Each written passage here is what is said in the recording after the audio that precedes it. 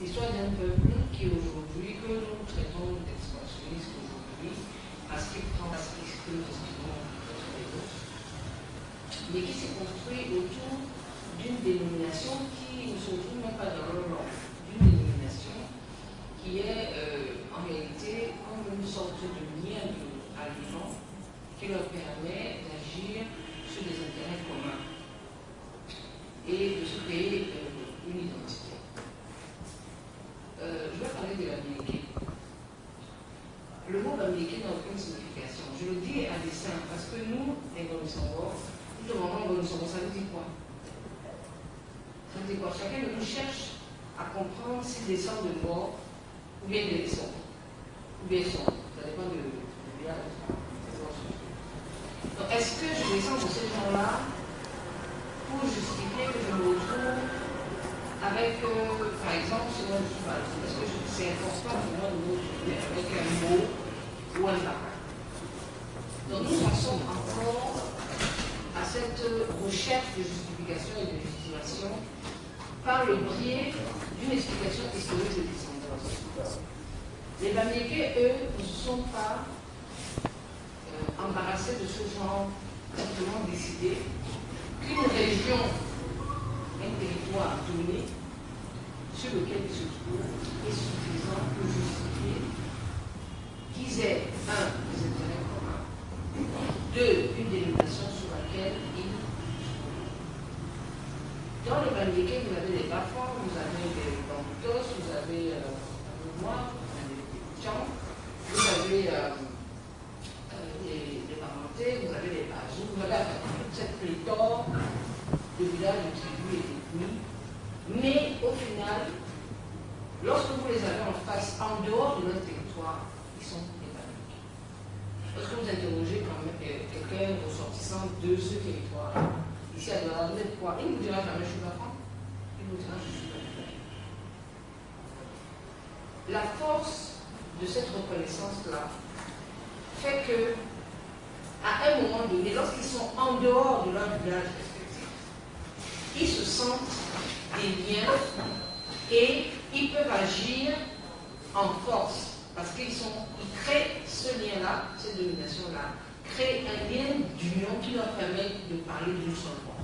C'est-à-dire qu'un Barantais, en dehors du territoire de la région de l'Ouest, parlera au nom de tous les peuples, c'est-à-dire de toutes les composantes du territoire qu'on appelle le grassroots. Et ils se plaisent à le faire. Aujourd'hui, ils nous ont tellement habitués à cela que lorsque nous les voyons comme une force de proposition. Parce que dans nos têtes, nous disons, ils sont nombreux et nous ne le sommes pas. Nous ne le sommes pas. Pourquoi? Parce que nous continuons à exister en tant que micro-entité, chacun dans son petit village.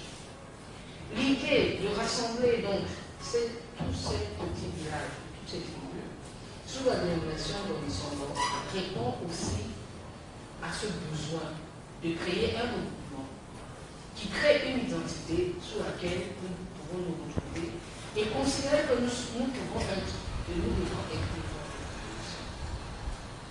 Nous n'existerons plus dans quelques années si nous ne prenons pas conscience de l'importance de se regrouper derrière les dénominations. Alors pourquoi moi de son nom? Et pourquoi pas un autre nom? Simplement parce qu'en faisant des recherches anthropologiques, on s'est rendu compte qu'il y a ce moyen, n'est-ce pas, de rassembler des gens derrière deux frères, d'accord, dont on dit qu'ils sont venus de quelque part. Ça permet de résoudre la problématique du pourquoi. Comment en est-on arrivé là? Mais pas totalement, parce que personnellement, j'écoute énormément de personnes qui me disent je ne trouve pas du tout là-dedans, je ne suis vraiment pas un descendant ou une descendante de descendants. Ce qui est important de relever, c'est que nous autres qui sommes des Sawa, mais des montagnes, nous devons comprendre que nous avons besoin de nous regrouper, nous avons intérêt à nous regrouper pour constituer une véritable force politique, si nous voulons continuer à exister. Parce que la force politique que nous avons créée permet permettra de non seulement d'être entendu, parce que vous savez, le pouvoir central, il n'écoute que ceux qui sont forts, ceux qui sont forts. Les autres, ils font semblant de les écouter, ils disent ok, on va réagir, on va réagir. Et si vous regardez ce que nous avons, quels sont nos intérêts que nous avons en commun par la création de régions, l'occupation des postes politiques sur notre territoire, sur le territoire sur lequel nous sommes installés, vous vous rendrez compte que tant que nous avons évolué, morcelé, nous n'avons pu rien obtenir de véritablement conséquent. On nous donne de manière, on va dire, parcellaire, des petits morceaux de pouvoir, un peu comme on donnerait du maïs à une poule. D'accord? Nous sommes à la recherche, nous essayons de créer une véritable force et politique et démographique qui permettrait de sauvegarder et de préserver nos intérêts communs. Et là, chacun va rentrer à son village. Nous ne vous demandons pas d'abandonner chacun, ni vos villages, ni vos traditions. Le but n'est pas là. Et je vous ai donné un bon exemple. Sachez que nous ne sommes pas les seuls à mener cette réflexion-là. Parce que ceux qui sont d'un certain âge comme moi savent que le groupe est quand sous cette entité, sous cette dénomination, elle n'existait pas il y a quelques années. Ce groupe a, cette appellation, cette dénomination regroupe les fambous, les petits, c'est nous, et les étoiles, y compris les maïs. Voici le groupe de plus de 5% de la population. Ça représente une minorité qui n'est pas significative et dont les voix pourraient ne pas être entendues ou alors ne pas peser en fait sur un champ politique. Par contre, sous la domination de groupes et camps, ils sont plus forts. Et tout est fait, si vous regardez, si vous êtes curieux comme moi, vous allez vous rendre compte qu'il y a de plus en plus d'antennes et camps dans le monde. Je dis dans le monde, pas seulement par contre.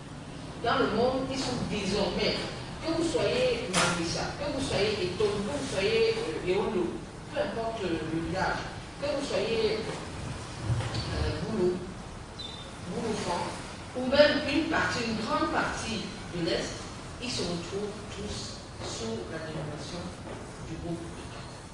Donc pour vous dire que en fait, la recherche de la sensibilisation qui est menée depuis quelques années et qui au départ avait pour intérêt de regrouper des peuples qui partagent la même culture et une tradition ou des traditions similaires, aujourd'hui, elle est en train d'évoluer parce que nous avons véritablement besoin de nous regrouper sous une dénomination pour nous donner plus de force. Voilà en gros ce que je vais expliquer. Parce que beaucoup de gens, le besoin de donner cette explication vient de ce que beaucoup de gens se rapprochent de nous pour dire ok, bon, ça signifie quoi?